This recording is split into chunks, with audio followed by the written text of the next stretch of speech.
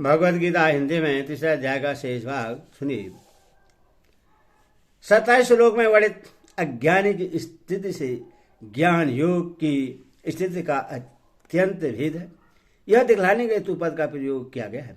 गुणाभिभाव कर्म विभाग क्या है तथा इन दोनों के तत्व को जानना क्या है।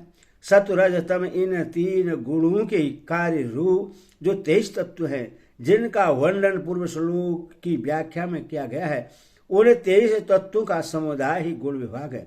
ध्यान रहे कि अंतकरण के जो सात्विक राजस और तामस भाव हैं, जिनके संबंध से कर्मों के सात्विक राजस और तामस ऐसे 3 भेद माने जाते हैं और जिनके संबंध से अमुक मनुष्य सात्विक है अमुक राजस और तामस है ऐसा कहा जाता है, वे गुणवृत्तियां भी गुण विभाग के ही अंतर्गत हैं।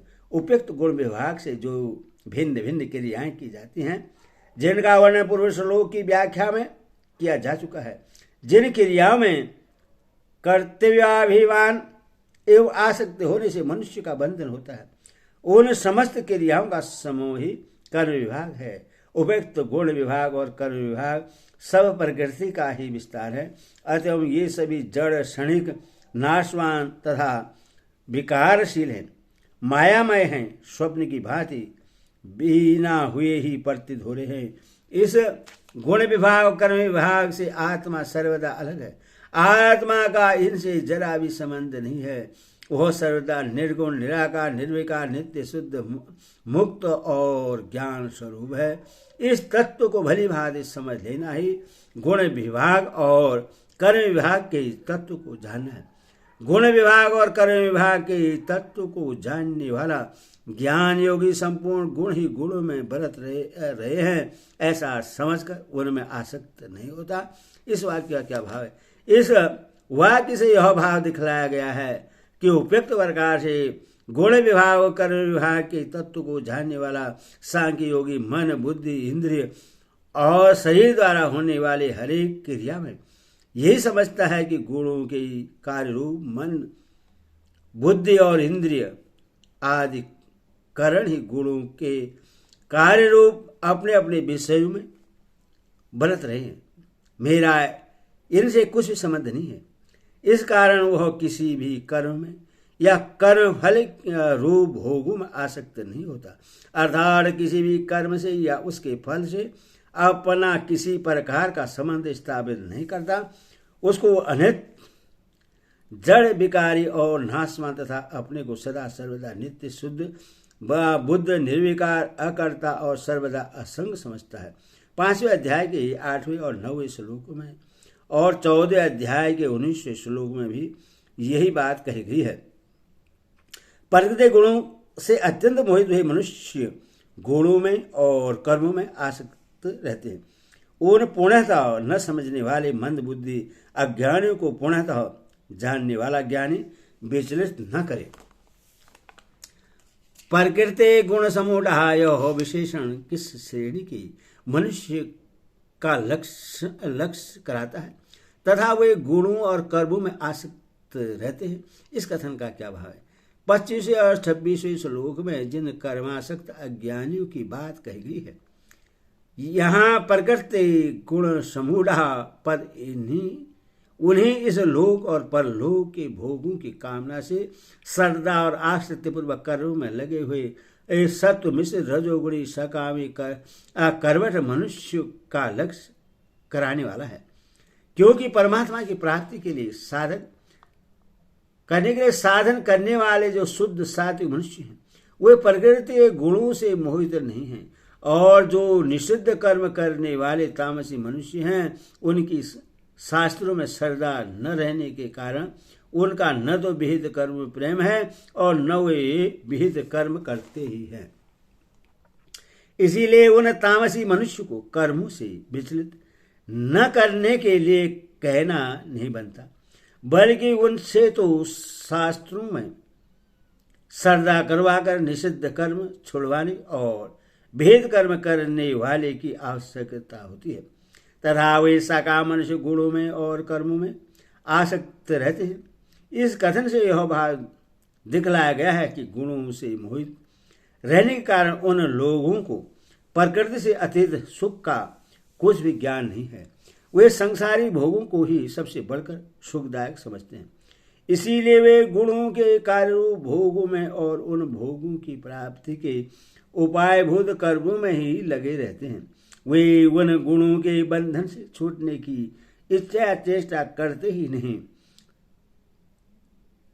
इन तीनों पदों से यह भाव दिखलाया गया है कि उपयुक्त श्रेणी के सका मनुष्य यथार्थ तत्व के न समझने पर भी शास्त्र कर्म में और उनके फल में श्रद्धा रखने वाले होने के कारण किसी अंश में तो समझते ही हैं। इसीलिए अधर्म को धर्म और धर्म को अधर्म मानकर मनमाना आचरण करने वाले तामसी पुरुषों से वे बहुत अच्छे हैं। वे सर्वदा बुद्धिहीन नहीं हैं, अल्प बुद्धि वाले हैं। इसीलिए उनके कर्मों का फल परमात्मा की प्राप्ति न होकर नाशवान भोगों की प्राप्ति ही होता है। कीर्तन विद पद किसका वाचक है और वह उन अज्ञानी को विचरण करे, इस कथन का क्या भाव है? पूर्वोक्त प्रकार से गुण विभाग और कर्म विभाग के तत्व को पूर्णतः समझकर परमात्मा के स्वरूप को पूर्णतः यथार्थ जान लेने वाले ज्ञानी महापुरुष वाचक यहाँ आकृत संविद पद है और वह उन अज्ञानियों को विचलित न करे। इस कथन से भगवान ने यह भाव दिखलाया है कि कर्म में लगे हुए अधिकारी सकाम मनुष्यों को कर्म अत्यंत ही परिश्रम साध्य है। कर्म में रखा ही क्या है, यह जगत मिथ्या है, कर्म मात्र ही बंधन के हेतु है, ऐसा उपदेश देकर शास्त्र विहित कर्मों से हटाने या उनमें उनकी श्रद्धा और रुचि कम कर देना उचित नहीं है, क्योंकि ऐसा करने से उनके पतन की संभावना है। इसीलिए शास्त्र विहित कर्मों में उनका विधान करने वाले शास्त्रों में और उनके फल में उन लोगों के विश्वास को स्थिर रखते हुए ही उन्हें यथार्थ तत्व समझना चाहिए। साथ ही उन्हें ममता, आसक्ति और फलेच्छा का त्याग करके श्रद्धा, धैर्य और सापूर्वक सात्विक कर्म या सात्विक त्याग करने की रीति बदलानी चाहिए, जिससे वे अनायास ही उस तत्व को भली भांति समझ सकें।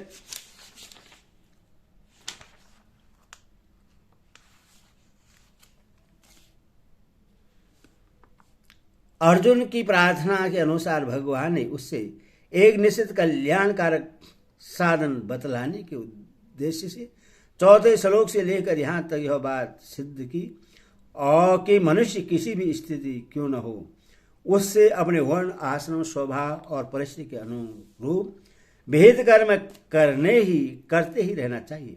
इस बात को सिद्ध करने के लिए पूर्व श्लोक में भगवान ने कर्म से निम्नलिखित बातें कही है।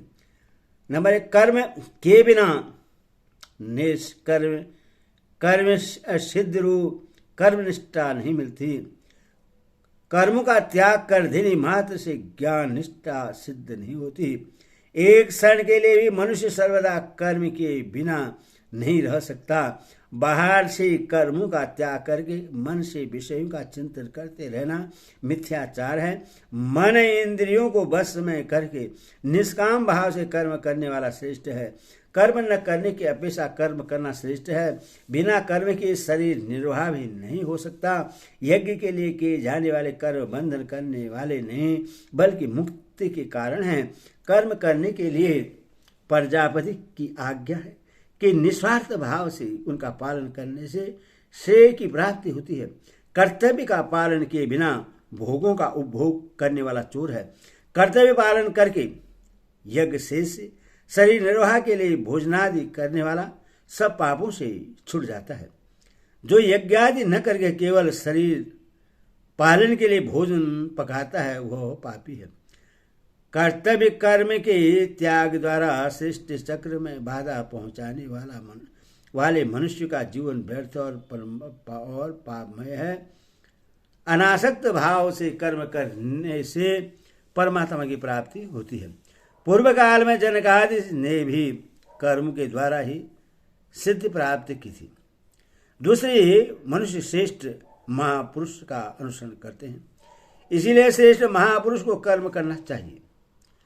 भगवान का कुछ भी कर्तव्य नहीं है, भगवान को कुछ भी कर्तव्य नहीं है, तो भी वे लोक संग्रह के लिए कर्म करते हैं। ज्ञानी के लिए कोई कर्तव्य नहीं है, तो भी उससे लोक संग्रह के लिए कर्म करना चाहिए। ज्ञानी को स्वयं विहित कर्म का त्याग करके या कर्म त्याग का उपदेश देकर किसी प्रकार भी लोगों को कर्तव्य कर्म से विचलित न करना चाहिए, वरन स्वयं कर्म करना और दूसरों से करवाना चाहिए। ज्ञानी महापुरुष को उचित है कि विहित कर्मों का स्वरूपतः त्याग करने का उपदेश देकर कर्मासक्त मनुष्य को विचलित न करे। इस प्रकार कर्मों की अवश्य कर्तव्यता का प्रतिपादन करके अब भगवान अर्जुन की दूसरी श्लोक में की हुई प्रार्थना के अनुसार उससे परम कल्याण की प्राप्ति का एकांतिक और सर्वश्रेष्ठ निश्चय साधन बतलाते हुए युद्ध के लिए आज्ञा देते हैं।